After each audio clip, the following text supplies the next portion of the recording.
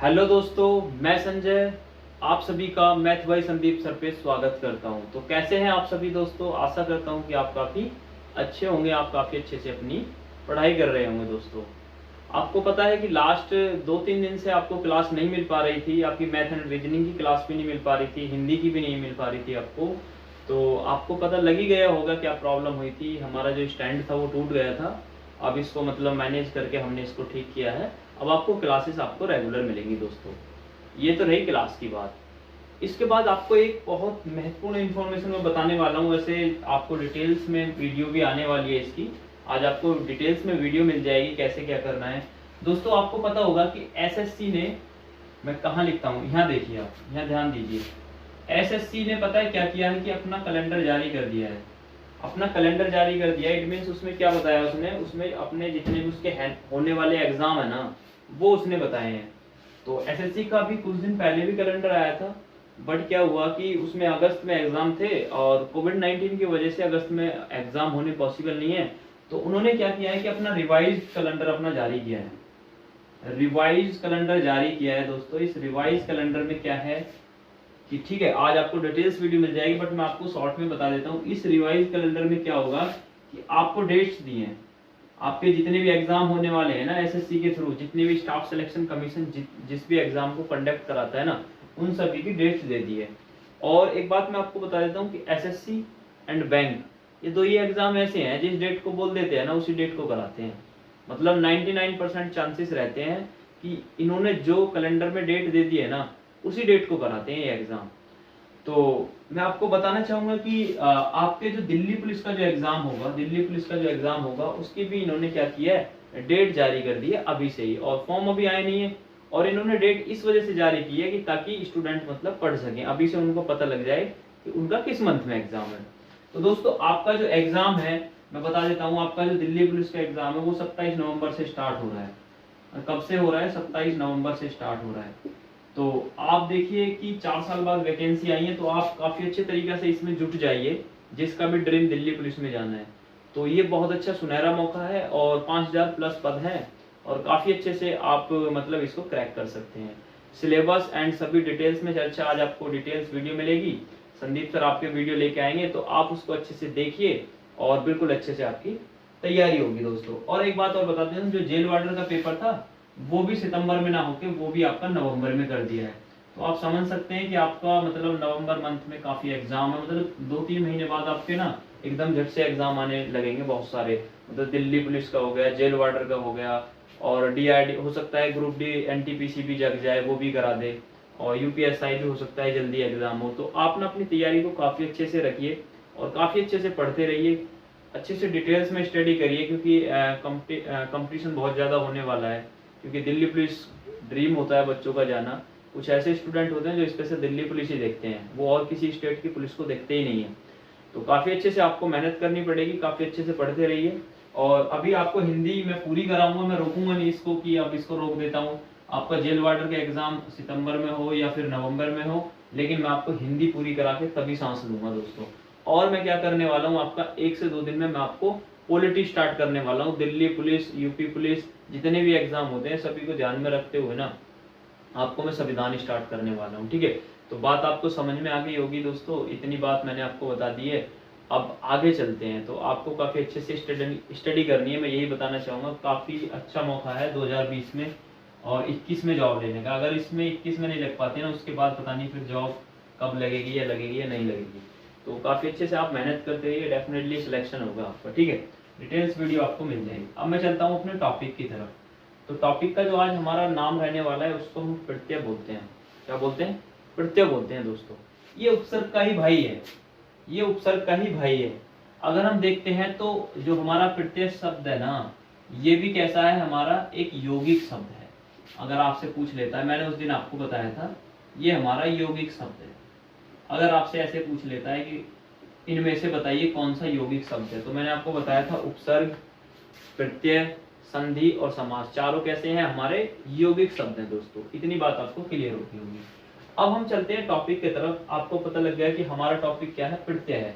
तो इस टॉपिक के बारे में जानते हैं। आज ही की वीडियो एक यही वीडियो रहेगी और इसी वीडियो में आपका ये टॉपिक कंप्लीट हो जाएगा। और हर एग्जाम में कोई भी एग्जाम हो, इससे कम से कम 1 से 2 क्वेश्चन पूछे जाते हैं डेफिनेटली। और इस वीडियो को आप देख लेंगे तो आपका कभी लाइफ में क्वेश्चन गलत नहीं होगा, ठीक है। ये मैं अपनी तरफ से पूरी आशा करूंगा, ठीक है। तो सबसे पहले प्रत्यय जो होता है ना, मैं आपको क्या करता हूँ, शब्द का मतलब समझाता हूँ। इस शब्द का मतलब क्या है एक्चुअल में। जैसे सभी टॉपिक में मैंने आपको शब्द का मतलब बताया है, तो इसी टॉपिक में भी मैं उसी तरीके से आपको मतलब बताता हूँ। अगर हम प्रत्यय की बात करते हैं दोस्तों, अगर हम प्रत्यय की बात करते हैं तो प्रत्यय जो हमारा मिलके बना है वो प्रति प्लस ए, दो शब्दों से क्या है, मिलके बना हुआ है दोस्तों। प्रत्यय जो हमारा शब्द है वो प्रति प्लस ए से मिलके बना हुआ है दोस्तों।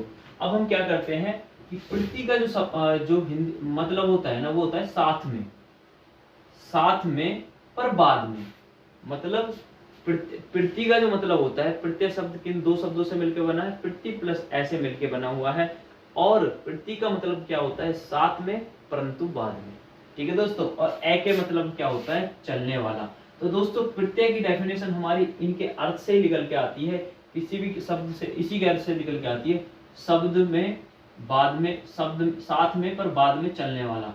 मतलब किसी भी शब्द के साथ में पर बाद में चलने वाला जो शब्दांश होगा दोस्तों, उसी को क्या बोलेंगे हम, उसी को क्या बोलेंगे हम, प्रत्यय बोलेंगे। बात समझ में आई नहीं आई? मैं डेफिनेशन एकदम आपकी शब्द से ही निकालने की कोशिश कर रहा हूँ।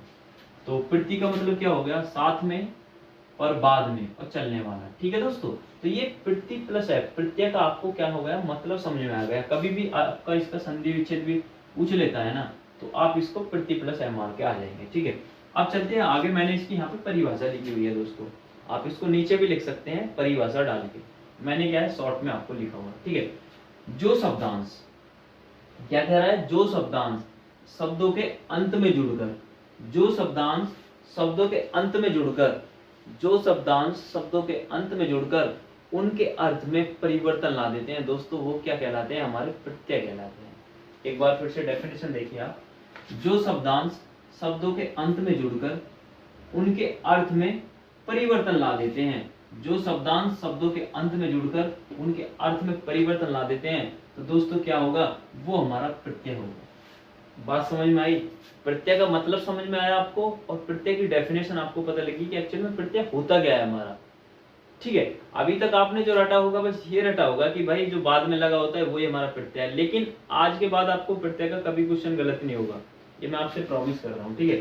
तो आपको पता लग गया कि जो शब्दांश शब्द के अंत में जुड़कर उनके अर्थ में परिवर्तन ला देते हैं दोस्तों, तो वो क्या कहलाते हैं, हमारे प्रत्यय कहलाते हैं। अब देखिए, अब कुछ नहीं करना है, ये एक हमारा शब्द है, ये जो शब्द है ना, ये हमारा एक मूल शब्द है।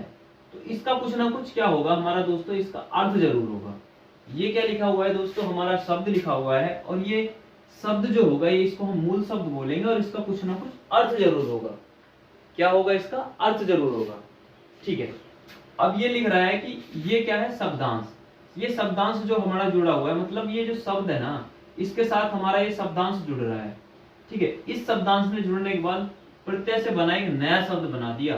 तो दोस्तों ये जो एक नया शब्द होगा ना, ये शब्द होगा, इसमें हमने प्रत्यय मिला दिया। इन दोनों को मिलाने के बाद एक नया ही शब्द बन जाता है, जिसका अर्थ भी एकदम बिल्कुल अलग होता है, इस शब्द से बिल्कुल अलग होता है। तो दोस्तों यहाँ पे डेफिनेशन लिखी हुई है, शब्द प्लस शब्दांश इक्वल टू प्रत्यय से बना शब्द, ठीक है दोस्तों। आपको बात समझ में आ गई। अब चलते हैं इसके उदाहरण की तरफ। देखिए पहला उदाहरण लिखा हुआ है, उदाहरण देखिए आप, मैंने उदाहरण लिया हुआ है कि जो शब्दांश शब्दों के अंत में जुड़कर उनके अर्थ में परिवर्तन ला देते हैं, उनको क्या कहते हैं, प्रत्यय कहते हैं दोस्तों। देखिए अब देखिए, दया एक हमारा शब्द था। दया क्या है, हमारा मूल शब्द है, आपको भी पता होगा। आप बोलते हैं कि भाई दया कर थोड़ी, ठीक है। अगर आप कोई भी अगर कहीं भी जैसे कुत्ता उत्ता आपको मिल गया, तो आप डंडी बजा रहा है कोई लड़का उसमें, तो आप क्या बोलते हैं मजाक कि भाई दया कर थोड़ी, क्यों मार रहा है इनको, ये बिन बोलते जीव है, इनकी सेवा करो, इनको मारना नहीं चाहिए। तो उसी तरीका से दोस्तों दया क्या हो गया, एक हमारा मूल शब्द है, ठीक है दोस्तों। इसका कुछ ना कुछ अर्थ जरूर होगा, ठीक है। अब हुआ क्या, इसमें हमने आलू शब्द मिला दिया। आलू शब्द मिलाने के बाद में क्या हुआ कि भी यह हमारा दयालु बन गया, दया प्लस आलू दयालु बन गया। तो दयालु क्या हो गया हमारा, दया से ही हमारा शब्द मॉडिफाई होके क्या आ गया, दयालु आ गया। बात समझ में आई नहीं आई? सबसे पहले हमारा जो प्रत्यय होता है, क्या होता है वो प्रत्यय, दो शब्दों से मिलकर बना होता है, प्रति प्लस ए। प्रति क्या हो गया, साथ में परंतु बाद में, और ए का मतलब क्या हो गया, चलने वाला। आपको पता लग गया, कि साथ में परंतु बाद में जो चलने वाला होता है उसको क्या बोलते हैं, हम प्रत्यय बोलते हैं। उसके बाद मैंने आपको डेफिनेशन बता दी, ठीक है। अब ये लिख रहा है कि प्रत्यय होगा अपना कुछ अर्थ, कुछ भी अर्थ नहीं होता, मतलब जो प्रत्यय होते हैं ना इनका कुछ भी अर्थ नहीं होता। जरूरी नहीं कि भाई इनका अर्थ ही हो सकता है अर्थ हो भी और हो सकता है इनका अर्थ ना भी हो। तो आपको प्रत्ययों का अर्थ से कोई मतलब नहीं है, प्रत्ययों का अपना कुछ भी अर्थ नहीं होता है। तो ये बात आप याद रखेंगे, ये आपको प्रत्यय पहचान करने में आपकी हेल्प करेगा दोस्तों, ठीक है।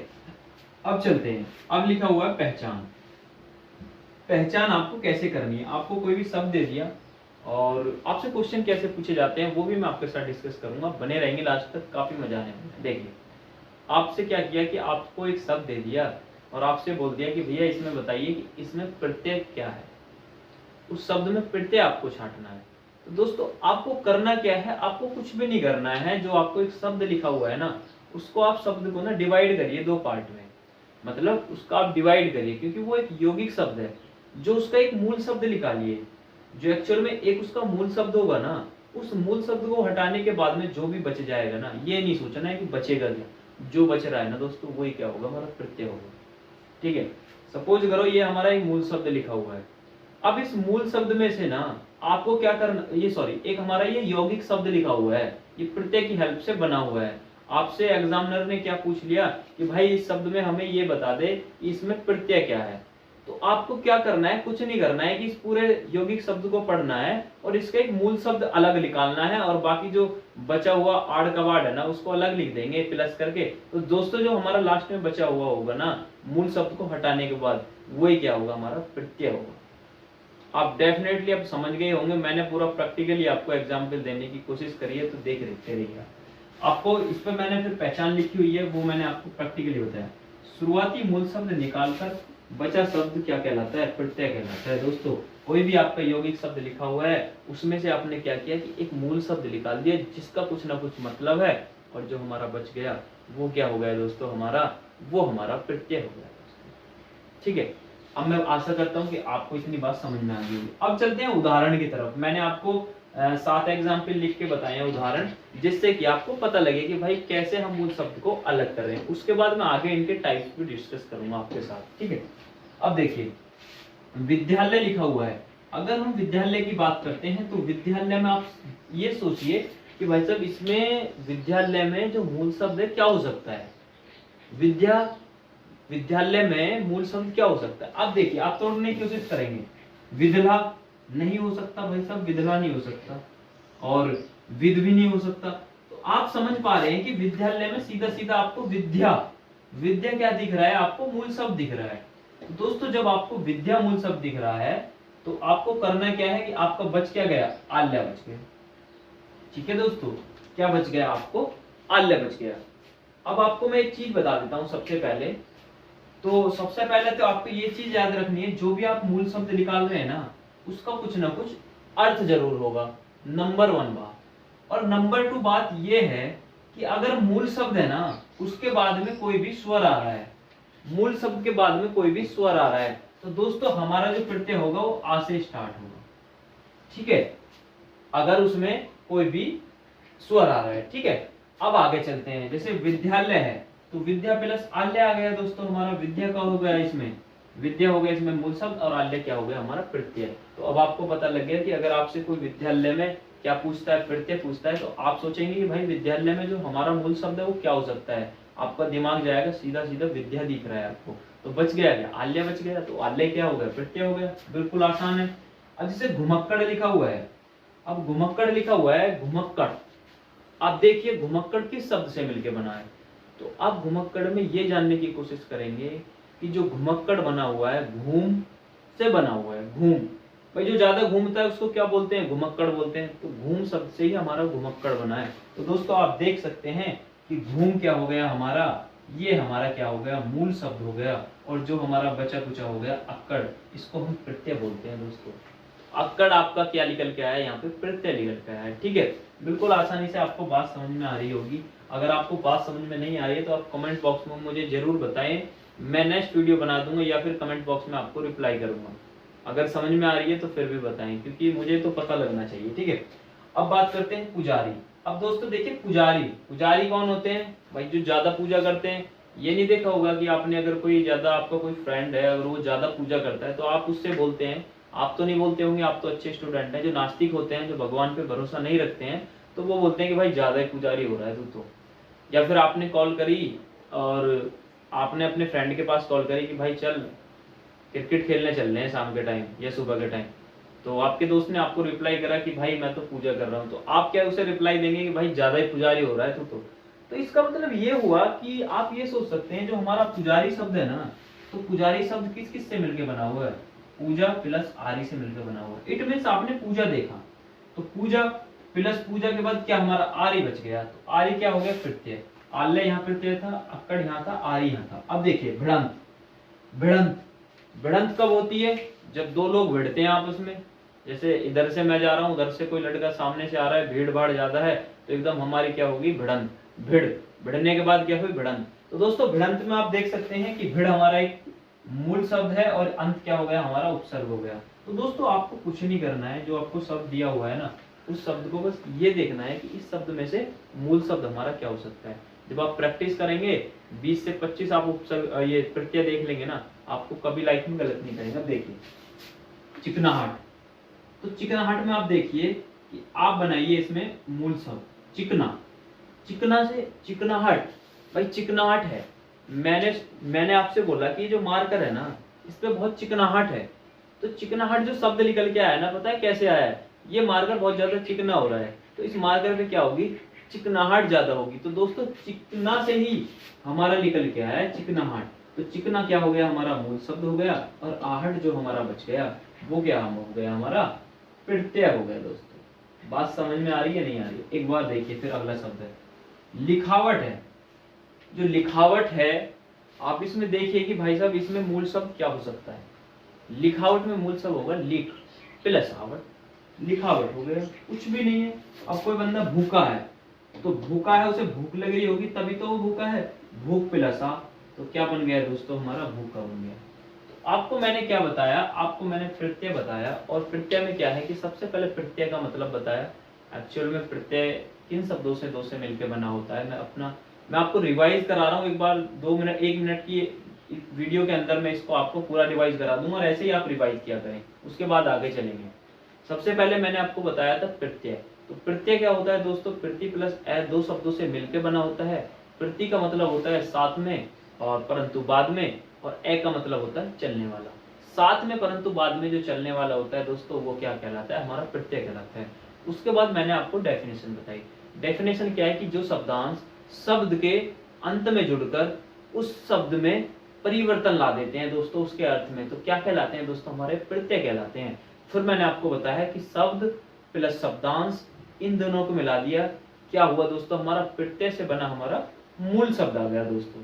उसके बाद मैंने आपको बताया था कि दया एक शब्द है, मूल शब्द है, उसमें हमने आलू मिला दिया, तो दोस्तों प्रत्यय से बना शब्द हमारा क्या हो गया? दयालु हो गया। उसके बाद मैंने आपके साथ जो कुछ एग्जाम्पल डिस्कस किए हैं, इनको आप देख सकते हैं, काफी आसान है कैसे किस तरीका से उपसर्ग छांट सकते हैं। शुरुआती मूल शब्द को निकालकर बचा शब्दांश क्या कहलाता है? प्रत्यय कहलाता है। विद्यालय में दोस्तों विद्या प्लस आल्य हो गया, घुमक्कड़, पूजा प्लस आरी, भिड़ प्लस अंत। तो दोस्तों ये आपको चीजें क्लियर हो गई होंगी। अब चलते हैं अपने आगे इसके टाइप्स की तरफ। आपने सब चीज जान ली, अब इसके कुछ ना कुछ तो प्रकार होंगे प्रत्यय के, जैसे सभी के होते हैं। तो अब चलते हैं किसके? प्रत्यय के प्रकार की तरफ। ठीक, तो दोस्तों आगे चलते हैं अपने टाइप्स की तरफ की जो हमारा प्रत्यय होता है वो कितने प्रकार का होता है दोस्तों। देखिए सबसे पहले अगर टाइप्स की अगर हम बात करते हैं, तो प्रत्यय होता है हमारा बेसिकली 2 टाइप्स का होता है। कितने प्रकार का होता है? 2 प्रकार का होता है बेसिकली। और किस टाइप से क्वेश्चन पूछे जाते हैं? सबसे जो ज्यादा चांसेस होते हैं कि आपसे 90% जो क्वेश्चन पूछा जाएगा वो आपको कोई भी शब्द दे देगा और उसमें ये पूछ लेगा कि इसमें प्रत्यय बताइए या इसमें मूल शब्द बताइए। क्वेश्चन आपका वहीं खत्म हो जाएगा, जो अभी आपको बेसिक मैंने बताया है। अगर उससे भी अच्छा क्वेश्चन पूछने की कोशिश करेगा तो आपको कोई भी एक शब्द दे देगा जो उपसर्ग से बना हुआ है। आपसे पूछ लेगा कि ये प्रत्यय से जो बना हुआ है, आपसे पूछ लेगा कि प्रत्यय का कौन सा टाइप है। ये 2 टाइप होते हैं प्रत्यय के बेसिकली, तो आपसे प्रत्यय के टाइप पूछ लेगा। ठीक है दोस्तों, सबसे पहला जो टाइप होता है उसको हम किर्दन या कृत प्रत्यय बोलते हैं। क्या बोलते हैं, कृदंत या कृत प्रत्यय बोलते हैं। और जो सेकंड होता है उसको तद्धित प्रत्यय बोलते हैं। ठीक है दोस्तों, पहले को कृदंत बोलते हैं और दूसरे को तद्धित प्रत्यय बोलते हैं और इसको कृदंत या कृत प्रत्यय बोलते हैं। तो सबसे पहले जो कृदंत है उसका मैं आपको संधि विच्छेद बता देता हूँ कैसे करते हैं। कृत प्लस अंत, कभी भी आपसे पूछ लेता है कि कृदंत शब्द जो है इसका संधि विच्छेद करिए, तो आप कर सकते हैं इजीली अगर आपको पता है। ठीक है, अब आगे चलते हैं। सबसे पहले कृदंत प्रत्यय को जानने की कोशिश करते हैं। कृदंत प्रत्यय हमारा होता क्या है, एकदम क्लियर हो जाएगा दोस्तों। चलते हैं, वे प्रत्यय जो क्रिया के मूल रूप यानी धातु में जोड़े जाते हैं दोस्तों। वे शब्द जो क्रिया के मूल रूप यानी धातु में जोड़े जाते हैं दोस्तों। अब मैं आपको बता देता हूँ सबसे पहले कि हमारा जो धातु क्रिया जो होती है, धातु क्या होता है, मूल रूप क्या होता है क्रिया का। ठीक है दोस्तों, आपको पता होगा कि क्रिया क्या है। जहां भी आपको ना दिख जाए, जैसे चढ़ना, दौड़ना, खाना, सोना और उछलना, कूदना, बोलना, तो ये सब जो है कितनी है क्रिया है। जो भी हम कर रहे हैं वो क्या है, क्रिया है दोस्तों, जहां भी आपको ना दिख रहा है। तो अगर आपको ना लगने से जो पहले आपका जैसे घूम शब्द दिख रहा है, तो घूम शब्द क्या है ना दोस्तों, ये हमारा धातु बोल सकते हैं हम इसको। क्या बोल सकते हैं, इसको धातु बोल सकते हैं। अगर इसमें ना लगा देंगे ना तो घूमना क्या बन जाएगी, क्रिया बन जाएगी। इट मीन्स क्रिया नहीं है ये, लेकिन क्रिया का मूल रूप है, इसको धातु बोल देते हैं। बस थोड़ी सी कसर है क्रिया बनने में इसको। ठीक है, तो आपको इतनी चीज क्लियर होगी कि जो हमारे कृदंत होते हैं वो क्या होते हैं, वो प्रत्यय होते हैं जो क्रिया के मूल रूप यानी धातु से जोड़े जाते हैं। ठीक है दोस्तों, अब धातु से जो जोड़े जाएंगे वो हमारे कृदंत प्रत्यय कहलाए जाएंगे। इनकी जो संख्या होती है दोस्तों, टोटल संख्या 42 होती है। याद रखनी चाहो तो रख लेना, कोई जरूरत नहीं है, कभी तक एग्जाम में पूछी नहीं गई है, बट मैंने आपको लिख दिया है, कभी आपसे पूछ ली। अब देखिए, धातु या क्रिया यहाँ पे लिखी हुई है, यहाँ पे प्रत्यय लिखा हुआ है, यहाँ पे कृदंत लिखा हुआ है। कृदंत क्या होता है, क्या होता है कृदंत, जो धातु या क्रिया के साथ प्रत्यय मिलाने के बाद जो हमारा कृदंत बनता है। देखिए, घूम, घुमक्कड़ लिखा हुआ है दोस्तों। अब घुमक्कड़ को आप लिख सकते हैं ना, आपको ये तो पता लग गया घूम इसमें क्या है, अक्कड़।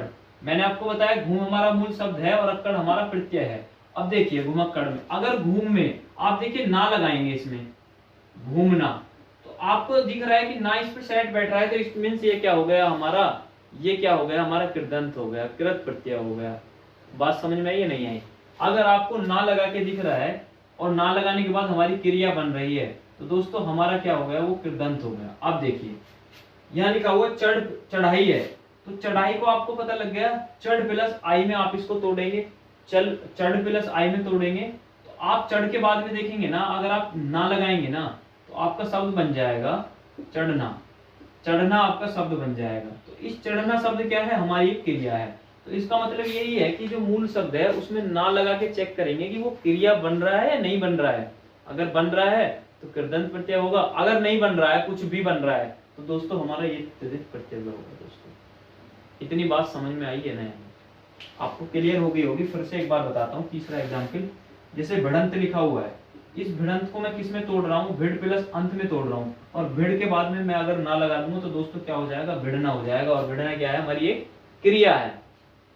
क्रिया में और ये संज्ञा सर्वनाम जितने भी है ना, वो डिटेल्स में मैं आपको बताऊंगा, अभी मैंने क्रिया का बेसिक बता दिया। ठीक है, तो भिड़ प्लस अंत भिड़ंत हो गया, तो भिड़ में आप ना लगा सकते हैं। लिखना, अगर लिखना में आप ना लगा देंगे ना तो लिख क्या बन जाएगी, हमारी क्रिया बन जाएगी। अड़ना, तो दोस्तों आप देख सकते हैं लिखना, अड़ना, भिड़ना, चढ़ना, घूमना, तो अगर ना लगाने के बाद ना आपको क्रिया मिल रही होगी, तो आपको आसान सी इसकी ट्रिक है, अगर आपको कोई भी आपका मूल शब्द है उसमें आप ना लगाने के बाद क्रिया बन रही है, तो दोस्तों वहां पर कृदंत प्रत्यय होगा हमेशा, ये चीज रट लीजिए। ठीक है, अब चलते हैं तद्धित प्रत्यय की तरफ। तो वे प्रत्यय जो संज्ञा सर्वनाम विशेषण व अवयव से जुड़ते हैं, इसमें क्या है कि सिर्फ क्रिया के जो धातु होते हैं उसके साथ अवयव जोड़ते हैं, उसके बाद क्रिया ना बन के कुछ भी बन रहा हो, संज्ञा बन रहा हो, सर्वनाम बन रहा हो, विशेषण बन रहा हो या अवयव बन रहा हो, उन सभी को क्या कहते हैं दोस्तों, हम तद्धित प्रत्यय कहते हैं दोस्तों। अब सबसे पहले मैं आपको एक एक छोटा छोटा इनके बारे में बता देता हूँ। संज्ञा क्या है दोस्तों, संज्ञा क्या है, हर कोई चीज संज्ञा है। जैसे मारकर संज्ञा है, मेरा नाम संजय, मैं संज्ञा हूँ। तो ये फैन पंखा है, अगर आप फैन देख पा रहे हैं, ये लाइट क्या है, ये भी एक संज्ञा है। बोर्ड क्या है, ये भी एक संज्ञा है। मतलब कुछ भी चीज है जो आप देख पा रहे हैं तो वो क्या है, हमारी क्या है, संज्ञा है। किसी भी व्यक्ति या वस्तु के नाम को क्या कहते हैं, संज्ञा कहते हैं। तो संज्ञा में अपने चैप्टर जब मैं आपको कराऊंगा डिटेल से मैं बताऊंगा उसको। सर्वनाम क्या होता है दोस्तों, सर्वनाम मैं आपको बता देता हूँ, एक मतलब सेकंड में आप समझ जाएंगे सर्वनाम क्या होता है। डेफिनेशन आपको याद नहीं करनी है, जब टॉपिक आएगा मैं डिटेल में डिस्कस करूंगा आपसे। अब देखिए, मैं बोल रहा हूं आपसे, कोई लड़का है राहुल, कोई लड़का क्या है, राहुल है। तो राहुल क्या है, आप बोलेंगे कि राहुल एक अच्छा लड़का है, ठीक है, राहुल एक अच्छा लड़का है। तो राहुल क्या हो गई दोस्तों, हमारी संज्ञा हो गई। राहुल एक अच्छा लड़का है, राहुल बहुत तेज दौड़ता है। दोस्तों राहुल एक अच्छा लड़का है, राहुल बहुत तेज दौड़ता है, तो बार बार आप राहुल यूज कर रहे हैं तो आपको अच्छा नहीं लग रहा है। आपकी जो आप वाक्य बोल रहे हैं उसको बोलने में ना आपको थोड़ा अजीब सा लग रहा होगा कि बार बार राहुल एक अच्छा लड़का है, राहुल बहुत तेज दौड़ता है, राहुल अच्छा लिखता है, तो बार बार राहुल शब्द आप रिपीट नहीं करेंगे दोस्तों। तो आप क्या करेंगे, इस राहुल के स्थान पे आप वह यूज कर सकते हैं। राहुल अच्छा लड़का है, वह तेज दौड़ता है, वह अच्छा पढ़ता है, वह अपने माँ बापों का आदर करता है, माता पिता का। तो दोस्तों वह शब्द क्या हो गया, यहाँ पे सर्वनाम हो गया। तो आप इजीली याद कर सकते हैं, वह शब्द जो संज्ञा के स्थान पर यूज करते हैं हम जिन्हें, तो वो क्या कहलाते हैं, हमारे सर्वनाम कहलाते हैं। बिल्कुल आसान है। और विशेषण क्या होता है, जो संज्ञा सर्वनाम की क्या करते हैं, विशेषता बताते हैं। अब ये भी मैं आपसे डिस्कस कर लूंगा डिटेल में। अभी आप बेसिक इतना याद कर लिया होगा आपने। वे प्रत्यय जो संज्ञा सर्वनाम विशेषण व अवयव से जुड़ते हैं तदित प्रत्यय कहलाते हैं दोस्तों, ठीक है। अब देखिए, दूध, दूधिया लिखा हुआ है, तो दूधिया किससे बनता है, दूध से मिलकर बनता है। दूध प्लस या में आपने तोड़ दिया, इतना तो आपको पता लग गया। अगर आपसे प्रत्यय पूछता है तो दूधिया में आप प्रत्यय भी बता सकते हैं और मूल शब्द भी बता सकते हैं। अब आपसे अगला क्वेश्चन पूछ लेगा, वे इसमें बताइए कि दूधिया में क्या है, कि कौन सा हमारा ये है, तद्धित प्रत्यय है या फिर कृदंत है। तो आप देखिए, दूध के बाद में आप ना लगा के देखेंगे, दूध ना कुछ होता है, कुछ नहीं होता। तो आप देख सकते हैं कृदंत नहीं है ये। बाकी जो दूसरा वाला हो गया ये हमारा क्या हो गया, तद्धित प्रत्यय हो गया। हाथ, हथौड़ा, हथौड़ा है, हथौड़ा है, हथौड़ा आप हाथ से पीटते हैं ना उसको ऐसे, तो हथौड़ा क्या हो गया दोस्तों, हमारा हाथ प्लस औड़ा से मिलकर बना है। हाथ प्लस औड़ा से मिलकर बना है हमारा हथौड़ा। तो दोस्तों हाथ के बाद में आप ना लगा के चेक करेंगे ना, तो ये भी हमारी क्या है, नहीं बनेगी। ये भी दूध भी हमारी संज्ञा है, हाथ भी हमारी संज्ञा है दोस्तों। अब यहाँ लिख रहा है हमारी, अब हमारी लिख रहा है हम प्लस आरी में आप इसको तोड़ देंगे आप इजीली। अब देखिए हम के बाद में अगर आप, हम तो आपको सीधा सीधा दिख रहा है सर्वनाम है, तो आपका तद्धित प्रत्यय होगा दोस्तों। ऐसे ही आपको चीजों को याद रखना। अच्छा ही है, तो अच्छा ही, अच्छा प्लस आई में तोड़ेंगे इसको, तो अच्छा प्लस आई में तोड़ेंगे तो अच्छा क्या हो गया दोस्तों, हमारा क्या हो गया, हमारा अच्छा। कोई भी ये विशेषण है जो विशेषता बता रहा है किसी चीज की। यहाँ लिखा हुआ है लास्ट वाला जो है ये दूध वाला, मैं बता देता हूँ, दूध प्लस वाला, तो इसको हम लिख सकते हैं दूध वाला। अब इसको क्या लिख सकते हैं, दूध वाला। अब देखिए आप, दूध प्लस वाला लिखा हुआ है दूध वाला, तो दूध क्या हो गया, इसमें हमारी संज्ञा होगी, वाला क्या हो गया, हमारा ये प्रत्यय हो गया। तो दोस्तों दूध क्या हो गया हमारा, दूध के बाद में हम ना नहीं लगा सकते, तो दूध वाला क्या हो गया हमारा, तद्धित प्रत्यय से बना शब्द हो गया। ठीक है दोस्तों, तो ऐसे आपको याद रखना है बस। आपको कृदंत का मतलब समझ में आ गया और तद्धित का मतलब समझ में आ गया। अब चलते हैं जो तद्धित प्रत्यय में ही एक मैंने आपको वर्ड लिखा हुआ है कि स्त्री प्रत्यय इसी से बना है। अब मैं ये जानने की कोशिश करता हूँ, ये आपको चीजें समझ में आ गई होंगी। अगर समझ में नहीं है, एक बार इनको रिवाइज करेंगे, डेफिनेटली आपको क्लियर हो जाएंगे। ठीक है, अब चलते हैं आगे। अब देखिए, अब क्या है, अब मैंने लिखी हुई है एक डेफिनेशन लिखी हुई है, वे यहाँ पे देख लीजिए, स्त्री प्रत्यय इसी से बनते हैं दोस्तों। स्त्री प्रत्यय कोई कोई बुक जो होती है वो अलग इसको तीसरा टाइप मान लेती है, बट आपको करना कुछ नहीं है, आपको सब देखते ही पता लग जाएगा कि स्त्री प्रत्यय है या इसमें नहीं है। आप सबसे पहले आप इसकी डेफिनेशन याद रखेंगे, जो तद्धित प्रत्यय है वो स्त्री प्रत्यय जो होता है ना, इसी से बना है, इसी से बना है। ये जो है ना, ये तद्धित प्रत्यय का ही एक प्रकार होता है, मतलब स्त्री प्रत्यय इसी से बना होता है। देखिए आप, जैसे अब मैं इसकी डेफिनेशन लिखता हूं, डेफिनेशन इसकी क्या होगी, पुरुष से बनता है, हमेशा पुरुष से बनता है। मतलब आपको कोई शब्द दिखेगा, आप उससे पूछ लेगा कि इसमें कौन से में हमारा स्त्री प्रत्यय है, आप देखते ही बता सकते हैं पुरुष से बन सकता है। अब मैं एग्जाम्पल लिखता हूं, जैसे आपने सुना होगा, आप बोलते हैं धोबन, धोबन हम किसके लिए बोलते हैं, धोबन किसके लिए, अगर हम इसको संधि विच्छेद करेंगे, सबसे पहले आपको पता लग गया धोबन क्या है, हमारा स्त्री प्रत्यय है।